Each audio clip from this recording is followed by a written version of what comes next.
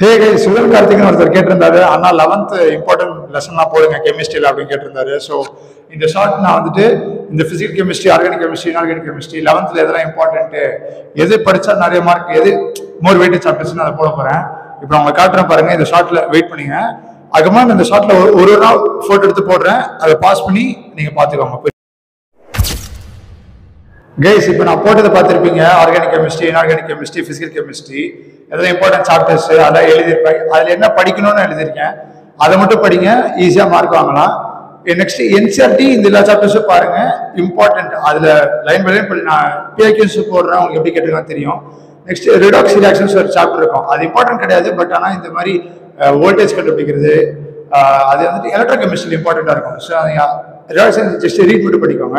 இந்த மாதிரி கமெண்ட்ஸில் கேளுங்க, நிறைய பேர் கமெண்ட்ஸில் கேட்டிருந்தீங்க, அடுத்த வீடியோவில் நான் போடுறேன். All the best.